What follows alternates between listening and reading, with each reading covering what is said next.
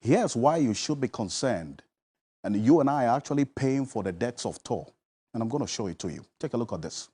This is the price build-up. You see, when you go to the fuel station to go and buy petrol or diesel, there are about 12 taxes on each liter of petrol or diesel that you buy.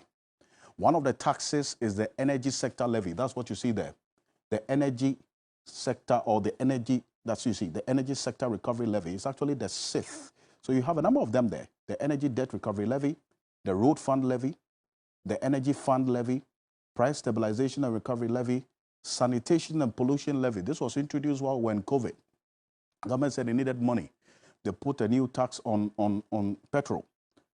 It's one of the easiest ways of raising revenue. And then you have the energy sector recovery levy. That is where the toll recovery debt levy is in. It's part of the energy sector debts.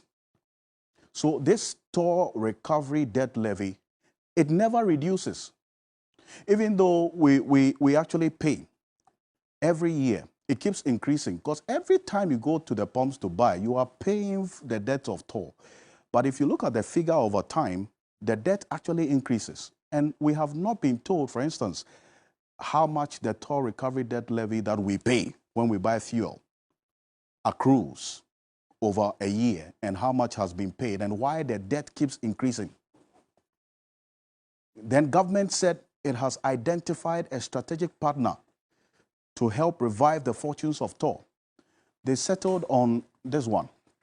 That is Decimal Capital Limited, after Vitol and others put in a bid. So take a look at this. Decimal Capital Limited was selected, and these were the things that Decimal was supposed to do.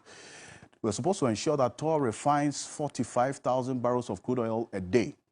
And also, the Tor indebtedness, the Tor debt, was to be included in the negotiations with Decimal Capital. Then, Decimal Capital was also to provide funding for the first phase to bring crude oil distillation unit, that's the CDU, at Tor, back on stream. These were the details of this strategic partners engagement. That's a Decimal Capital Limited with government. We haven't heard much about this strategic partner and the current state of affairs with this particular arrangement or this partnership. The energy minister has to give Ghanaians the needed detail and update on this. As if that's not enough, then government started this Gold for Oil program, which involved our gold being used to buy finished products, petrol and diesel, into this country. Or another component of the Gold for Oil program was to use cash, fiscal cash, to buy oil.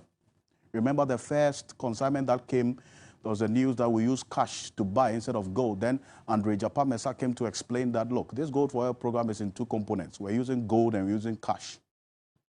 So far, what we know is that this is a fraction of petrol and diesel that have been brought into the country under this Gold for Oil program since we started tracking. So far, this is what we do know.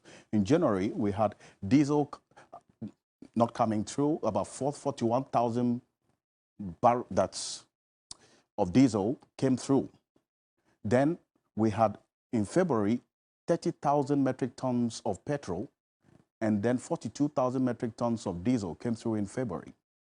Then in March, we had 37,000 metric tons of petrol coming in under this Gold for Oil program, and 42,000 metric tons of diesel. In fact, when we checked, a few more metric tons have come in after this whole Gold for Oil program started.